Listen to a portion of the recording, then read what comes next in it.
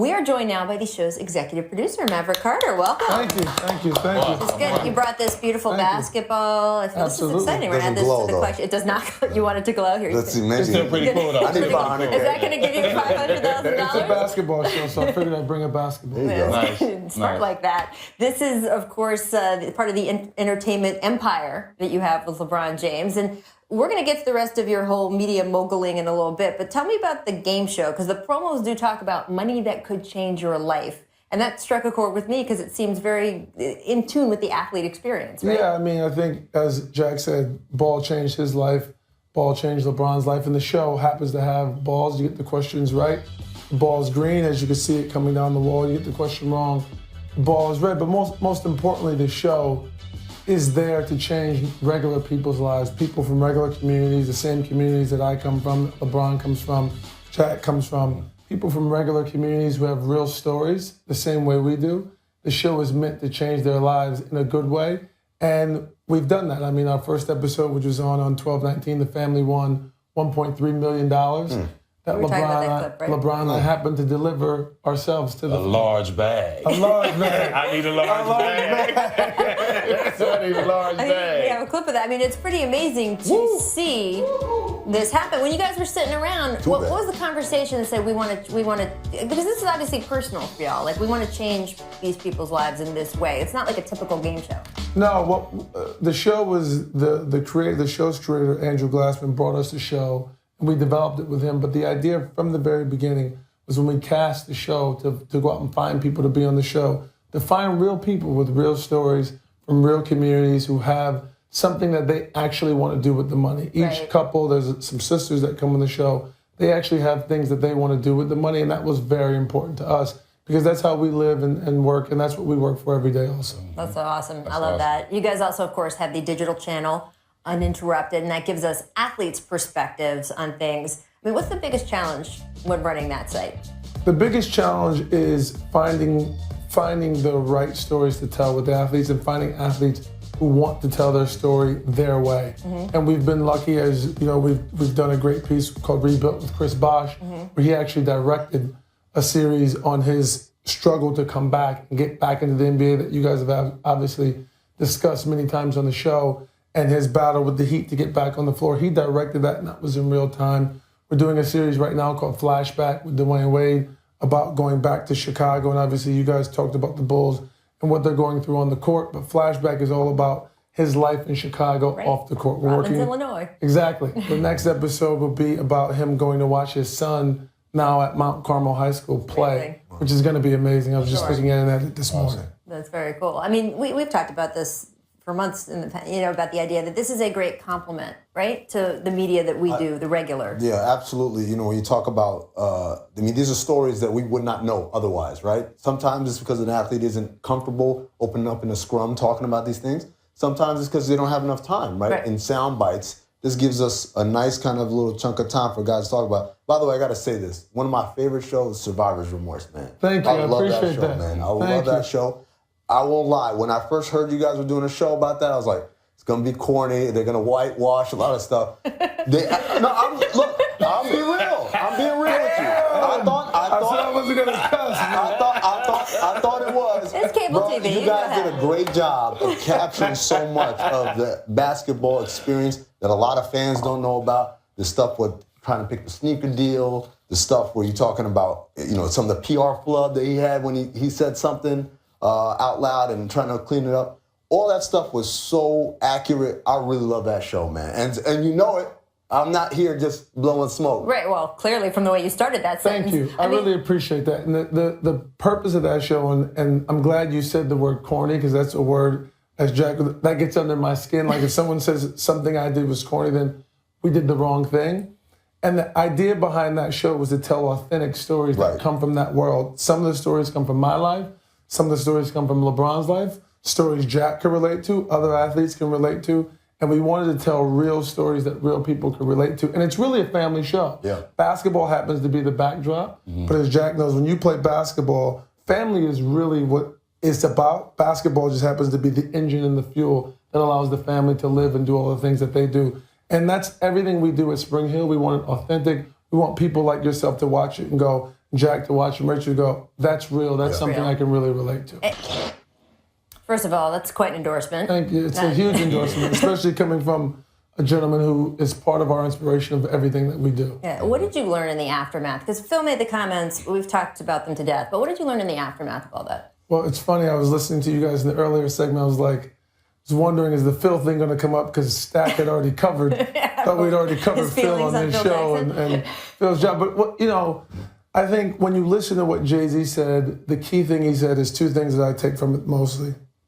We know where we come from, and opportunity. And I think that what LeBron has done to give us the opportunity to empower ourselves and work with him should be applauded. And I think that my reasoning for saying that was to say, not that Phil is racist, because by no means do I believe Phil is racist. I've never even met Phil, but throughout his career and what he's done, there's no way I would say he's racist. But I was saying to him, you can't take what LeBron has done to give us the opportunity and marginalize it and put it off to the side as though it doesn't matter. And that's what the posse comment meant. We all give words power, and I gave the word that power. That to me, he was trying to marginalize what we've done. Not only me, but people that are coming up behind us. Because I see all the time now athletes who are trying to empower and give opportunity to their friends in their community. And I think we all should be applauding this. Absolutely, and it is another way LeBron has been a role model. It's not just on the court, what he has done off the court, what you guys have managed to do. And as Jay-Z said, because it has been so crazy successful, it opens people's eyes to, hey, this is interesting. This is possible. Now let's get to work. Yeah, absolutely. And I think, as again, Jay-Z says, we know where we come from. And in that community and where we come from, opportunity is not, it's not overflowing with opportunity. Right. Where I come from, where we come, it's just not overflowing with opportunity. So when a person like LeBron gives opportunity to people from his community and where he's from, that should be applauded. And as I see more and more athletes doing that, I'm here to applaud and help with that in any way I can. Y'all laid the foundation, so we salute y'all. Thank you, I appreciate that. The empire is definitely growing. I know this is just one little part of it. I wouldn't call it an empire yet, but we're working. Oh, I don't know about that. All right, Maverick, thank you so much for joining us. We appreciate it. The Wall is going to premiere tonight on NBC, and we will be back with you after this break. Yesterday was a tie clip. Today was art history. Every day we learn something with Steve Jackson. We do it all on the show. Have you guys ever heard the expression putting lipstick on a pig? Never. I have. Yes. President Obama said it. Right. Yeah. Dressing up something that maybe... Yeah, put lipstick on a pig. Maybe something that... Nice. That's for another show. That's an entirely different show. I have to tell you guys, against the Hornets, Jimmy Butler responsible for slapping lipstick, blush, and false eyelashes on that sucker. He scored 52 points, 12 rebounds. He was 21 of 22 from the line. For a night, things were pretty festive in Chicago. But you didn't have to look that far to see the problems lurking underneath. Rajon Rondo rode the bench the entire game. This is a sharp fall considering just a month ago, when we traveled to Chicago for the Bulls game against the Cavs, Rondo posted a triple-double that night. Back then, he, Dwayne Wade, Butler, and even Gar Forman, they were all singing each other's praises. All good just a week ago. But in the time since, Rondo has been suspended for a game for throwing a towel at an assistant coach. The Robert Horry? He was benched midway through a game against Indiana. Will y'all let me get through this? After he finished the first half scoreless, and he was a -20 that night. He was benched entirely against Milwaukee. That's a game Chicago still lost. And then benched again last night. And this is not just a Rondo issue. It has become clear the Bulls are at a deeper crossroads as an organization. Remember the end of last season? The Bulls missed the playoffs. They shipped Derrick Rose to New York, and they had serious discussions about trading Butler away. They were contemplating a full rebuild. Instead, facing some fan pressure, they decided to keep Butler and sign Rondo. Now, Rondo says at the time, he was told the team would play a certain way and that he would have some autonomy out on the floor, but so much has changed since then. I mean, Wade, first of all, fell into the Bulls' laps, and while he has been very strong for them, there have seemed to be some clashes lately between the playing style the coaching staff wants and the personnel that the Bulls have to execute that style. Chicago 4-8 in its last 12 games, slipping into a tie for 7th in the Eastern Conference, and our Mark Stein reported that while Fred Hoiberg isn't yet on the hot seat, the front office has started to evaluate whether he's really a good fit as head coach. Now, there's some feeling that benching Rondo is a way for Hoiberg to assert his authority, test out the young guys he believes in, and hey, that is certainly his right to do. And Hoiberg says Rondo has handled his benching admirably. But Rondo has also made it clear, if he doesn't return to the court soon, he wants a trade or a buyout. And oh, by the way, with all this going on, the Bulls are advertising Rajon Rondo bobblehead night next week. The Bulls are going to have to make some decisions here fast and hope in the meantime Butler can keep bailing them out as their younger players develop. So guys, what do they do next? What do you see as the next move for the Bulls? Is that good, huh? Yeah, I mean, I just didn't they've gotten themselves into quite a situation here. I just didn't think Hoiberg was the coach from the jump for those guys. So you think the problem starts there? I think they need a more established coach, more respected coach, Larry Brown caliber. Not saying him, but that type of coach where they can respect, that's been proven in this league. I don't think Hoiberg is the guy. Rondo's still a great point guard. I like the way he's handling it, but everybody knows it's going to get to a point where he gets to lashing out, and it's going to become a problem. So we'll see what happens. Jack, I tell you could have Phil Jackson, Larry Brown, Lenny Wilkins, Red Holtzman, and Red Auerbach all on the same staff. They're not helping this.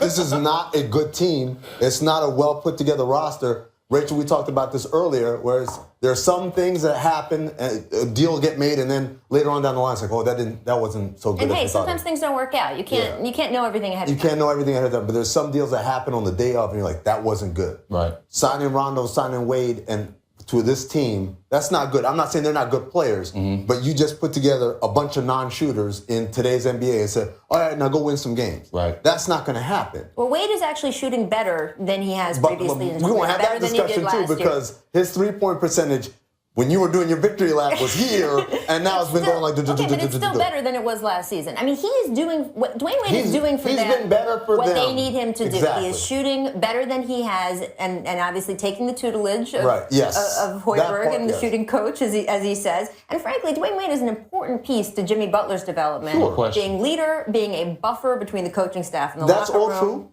But I don't know what they were thinking they were going to do with Rajon Rondo, considering he's in some ways given them what they expected from him too. Especially as he says, I'm going to take him at his word when he says, they told me I would have autonomy. Players never come up with quotes like that and make them up. Right. They tell you that. That was true. So the Bulls sat there and sold this dude a dream about him doing what he wanted on the court. And they're having bobblehead night, so obviously they thought he was going to have a great, because the marketing department booked that. I tell you, it was a month ago that everyone was saying things were going well there. I mean, is this just a case of they didn't expect things to go the way they thought they were going to go? I don't see how they couldn't have signings. How? How did they not see this coming? I do want to talk about another Eastern Conference team that is struggling a bit right now, the New York Knicks. The Knicks gave up 115 points in last night's loss to Orlando. Is that bad? This was a Magic team that came in averaging 99 points, so yeah, it's not what you want.